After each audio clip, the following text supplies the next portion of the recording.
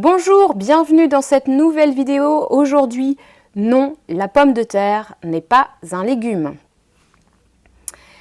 J'avais envie de faire cette vidéo depuis longtemps en fait parce que je le remarque chez les personnes que j'accompagne en naturopathie qu'elles considèrent souvent la pomme de terre comme un légume et donc à ce titre ça va remplacer complètement les autres légumes et ça pose des problèmes notamment en termes d'apport de nutriments puisque vous allez le voir c'est assez faible en nutriments, ça peut être intéressant mais ça ne remplace aucun cas le légume, les légumes et les fruits qui doivent être toujours majoritaire dans l'assiette. Alors, la pomme de terre, qu'est-ce que c'est? Eh bien, c'est un féculent.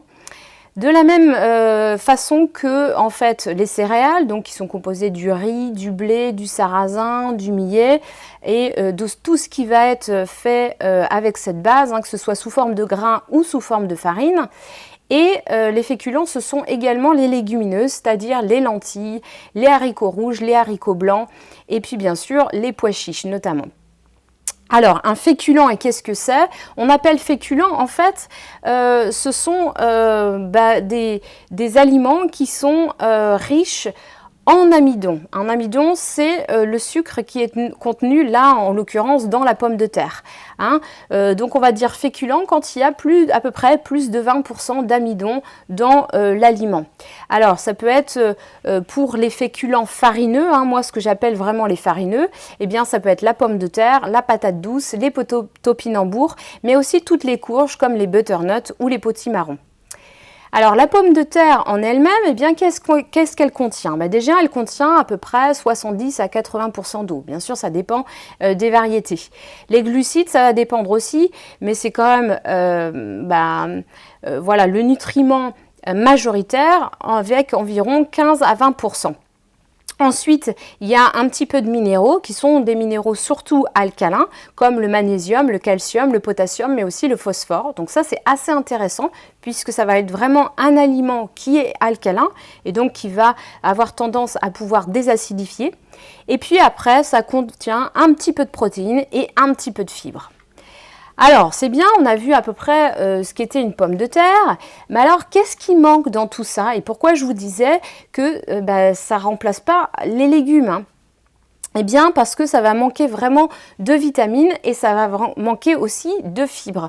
De vitamines qui sont importantes pour le bon fonctionnement du corps. Et quand on a des légumes diversifiés dans l'assiette, que ce soit des carottes, des courgettes, des haricots verts, des choux, eh bien, on va avoir toute une variété aussi de vitamines diversifiées. Ça, c'est très intéressant pour avoir un bon fonctionnement de l'organisme.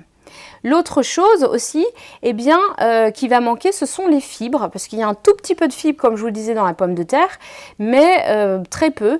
Et c'est vrai que c'est pour ça qu'on va inciter les personnes qui sont vraiment diarrhéiques à manger du riz blanc, bien sûr, des céréales raffinées, et pourquoi pas de la pomme de terre et une petite protéine. Les fibres, elles sont importantes pour la santé digestive, pour avoir un bon ballast, c'est-à-dire un bon transit, pouvoir aller à la selle régulièrement, ne pas avoir de constipation, mais aussi pour pouvoir nourrir notre microbiote, c'est-à-dire l'ensemble des bactéries intestinales qui, elles, vont se nourrir vraiment des résidus fibreux. Donc c'est très important d'en avoir suffisamment au niveau intestinal. Et les légumes, comme je vous le disais dans bien des vidéos et en séance de naturopathie, les légumes sont vraiment l'ingrédient principal de l'assiette. Ils doivent être présents à chaque repas et composer plus de la moitié de l'assiette, plus de 50%.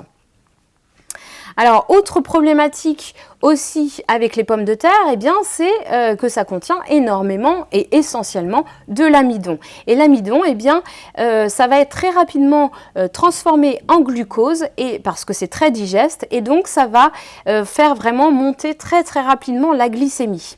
Bien sûr, tout dépend de la cuisson. Plus la cuisson est longue, plus l'index glycémique va être haut.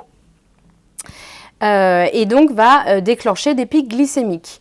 Alors, l'index glycémique d'une pomme de terre cuite à l'eau ou cuite à la vapeur, on pourrait dire que en général, c'est relativement bas, pas trop bas, mais un petit peu, et ça va être aux alentours des 65. Si vous faites de la purée ou des frites, ça va tout de suite monter à plus de 80. Et si vous faites des pommes de terre au four, alors à plus de 90.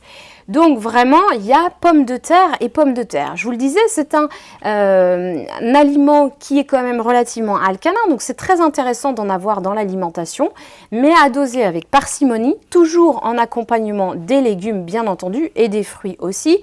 Et puis, à varier aussi les cuissons et préférer les cuissons longues pour les occasions un peu spéciales. Alors, il y a autre chose aussi à savoir qui est intéressant, c'est que lorsque vous cuisez de la pomme de terre et que vous la faites refroidir, l'index glycémique va de nouveau baisser. Donc, on peut tout à fait cuire ces pommes de terre et faire ensuite une salade de pommes de terre avec bien sûr des légumes, des crudités, des carottes râpées, de la salade, de l'avocat, enfin tout un tas de légumes avec. Et ça, du coup, sera beaucoup plus intéressant en termes de nutrition et en termes d'équilibre acido-basique. Voilà, merci pour cette vidéo et à bientôt. Laissez vos commentaires. Au revoir.